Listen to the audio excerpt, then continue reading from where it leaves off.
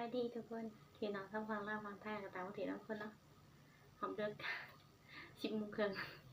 กับแม่ก็เลยเด้อทุกคนเนาะอืดบ่เลยทุกคนตำบัดนี้ตำข้าวปุ้นจ้ะใส่หอยสดีแล้วก็เล็บมื้อหน้าเนาะผัดกระเทียมบ่มีผักอีกกันทุกคนเด้ออันนี้ทอดอันนั้นเด้อทุกคนอันบอนเทิงปีไก่เนาะทุกคนก็ยังกกปีกเนาะกกปีไก่จ้ะตอนนี้เฮาบ่ระยะห่างเนาะก่อนจะกินพาทุกคนกดไลค์กดแชร์กดติดตามกดกระดิ่งย่านด้วยจ้ะเข้ามาส่งคลิปกันด้วยจ้ะตามทางเนาะเพจของยาแฟนเพจจ้ะแล้วก็ YouTube เนาะยาก็อยู่กับเที่ยวกับ Facebook แล้วคำนั้นนะจ้ะเนาะบ่ระยะห่างมากินกันเลยทุกคนว่าทุกคนอื่นบ่ได้จักสิว่ายังหน่อยบ่เลยเนาะทุกคนเนาะมันกินอื่นบ่แล้วมื้อทุกคนยุบสิยุบจะได้นำยุบบ่ได้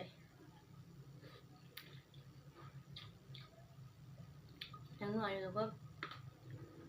มันเฮ็ดอยู่บวงแล้วเนาะบวงใส่มา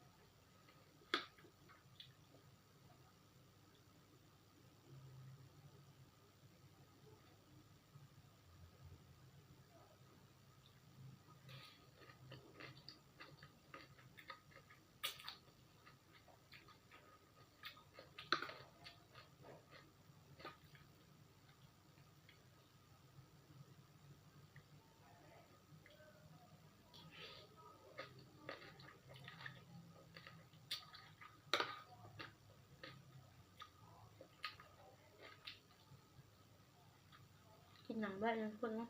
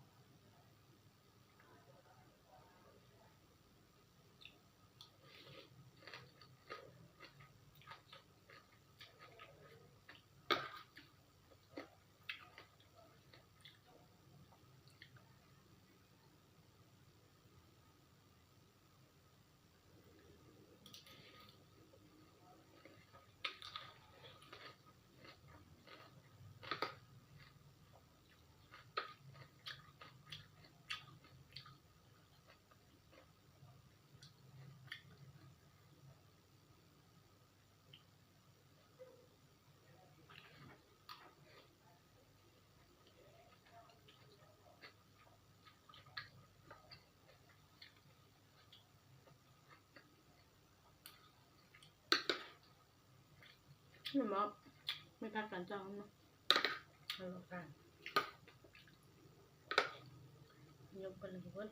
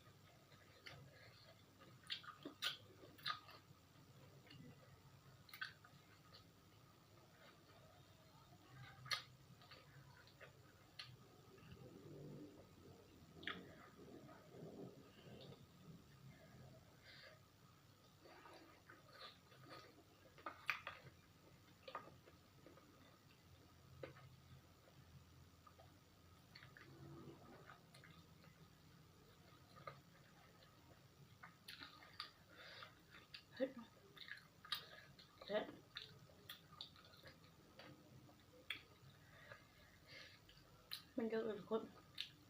มันจะกินอย่างเดียว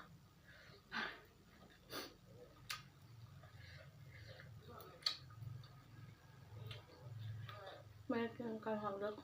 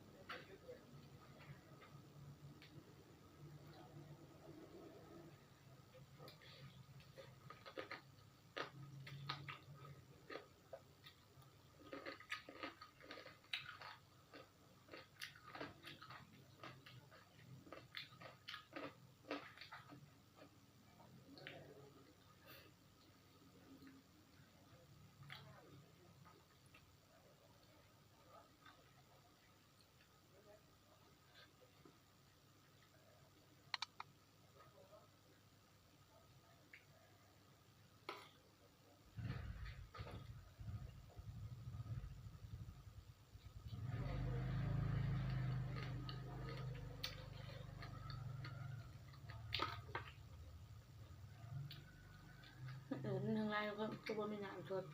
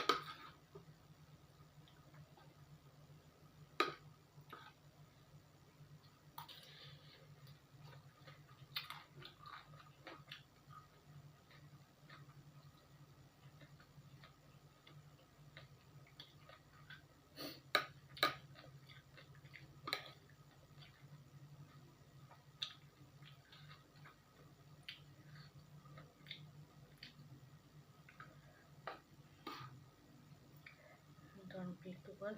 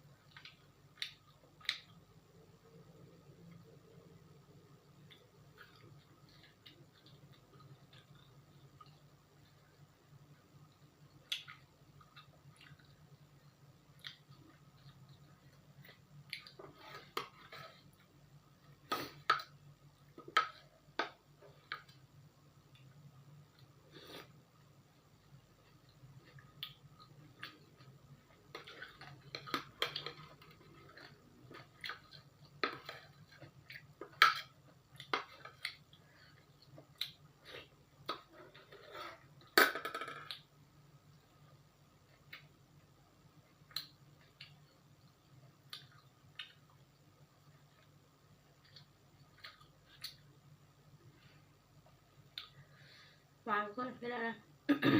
เบิดเนาะขอยังแม่กับปลาตัวพวกเนี่ยเขามาส้มตัวไหนก็ใช้จานใหญ่ด้วยจ้ะจานของทางเนาะ2 ทางนึงยังไม่เกินไว้เลยเป็นจิบเป็นเดือนละทุกคนการเพิ่งก็ได้ลงทางเฟซบุ๊กแต่ก็เป็นยังทำให้มีเวลาโอ้ยจะทุกคนขอตัวไปนะก็คือไปแล้วทุกคนแล้วเนาะเลิกแล้วสบายดีจ้ะบ๊ายบายเก็บทุกคน